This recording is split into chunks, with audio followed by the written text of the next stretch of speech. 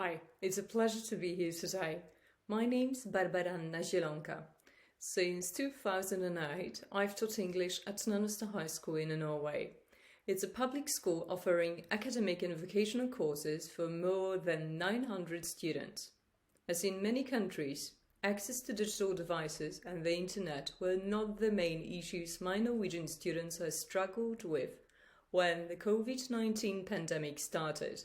However, as a global educator, I've also thought about children and teenagers who are not so fortunate and who simply lack access to education in the times of COVID-19. In this short presentation, I would like to reflect upon lessons I've learned and changes I've made to make my teaching better and effective. I've always been extremely interested in digital technologies and have been following the EdTech industry for many years. This has helped me choose solutions that work during remote teaching.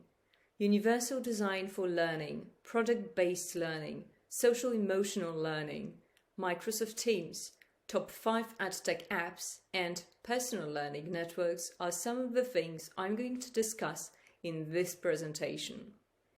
Firstly, let's move on to universal design for learning, which is an educational framework to improve and optimize teaching and learning for all people and based on scientific insights into how humans learn. Every time I design a lesson, I start with UDL. Not only is it useful in a traditional classroom, but it's also extremely important in online environments. Mike Marotta says, "It's a way to connect every student to the learning experience and a way at looking at learning that is fully inclusive and promotes success for all learners regardless of ability." Here you can see a poster that I created to remind myself of UDI principles that I use while teaching remotely. Giving students a voice and a choice has always been my priority. It's my strong belief that students' engagement increases once they can decide how they want to learn, what kind of EdTech they want to use, and how they want to demonstrate what they have learned. The number of EdTech solutions is growing, and by sharing, for example, links to tools students could use, helps them select the best tool for their needs. If you are new to this way of thinking, check Passion Projects 20% Time and Genius Hour projects or product-based learning, which gives students a lot of opportunities for empowerment. Another thing that COVID-19 has shown us is the importance of the balance between synchronous and asynchronous learning. 100% of our classes do not need to be online. Live lessons are not always best.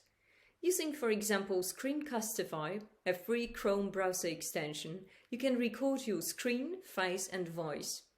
This tool is very useful when you want to create a flipped classroom, explain difficult concepts, recap the day's main objectives, demonstrate an idea, or give students audio or video feedback on their work. Very often we, as teachers, want to make sure that every second counts and we plan our lessons in a very detailed way, making sure there are lots of tasks to keep our students occupied. COVID-19 shows that in remote teaching, less is more. What I mean by this is we need to avoid high cognitive load by allowing learners space for absorbing new facts and concepts, organizing information into small units, providing opportunities for learners to make the content meaningful to them, slowing down the pace of instruction, and introducing students to retrieval practice. This leads me to another issue, which is social-emotional learning. COVID-19 has forced us to see that being focused on developing students' IQ is not enough, and in order to help students reach their full potential, we must also help them to develop their emotional intelligence. By addressing SEL in our teaching and making it an integrative part of learning, instead of just an addition, we help students overcome trauma and thrive in the years to come. It can be tough for students of any age to understand what they are feeling and to channel those feelings in ways that help them be better people and better learners.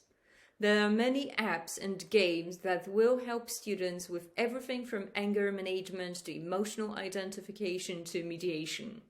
My students' favorite ones are Come, Super Better, and Stop, Breathe and Think.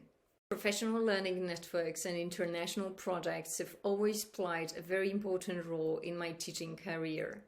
In May 2020, I created a global project with Leslie Fern and Lynn Thomas.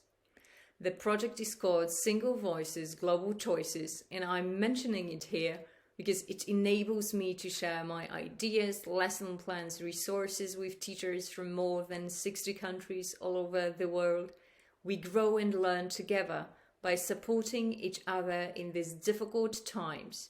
If you are the type of a teacher who's always seeking new ideas and who needs colleagues beyond four walls, go to Twitter and connect with millions of teachers who share their content and ideas with others.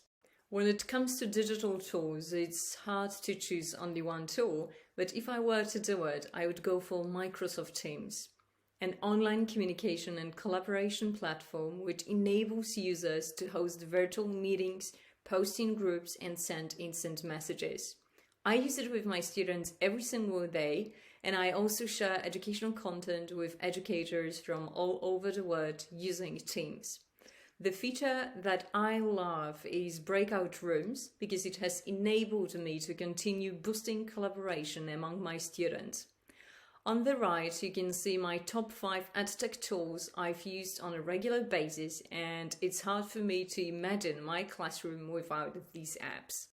To sum up, I would like to thank you for your exceptional work, positive mindset, resilience, and adaptability. Within this space of 24 hours, you have had to transition from classroom to distance teaching. This has been a hard and challenging task and steep learning curve, but you did it.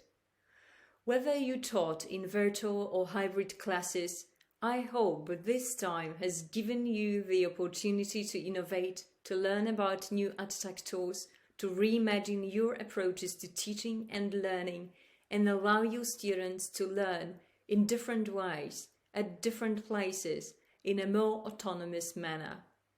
Even though COVID-19 has highlighted some inequalities, it's up to us whether we now make the changes to even them out. Thank you.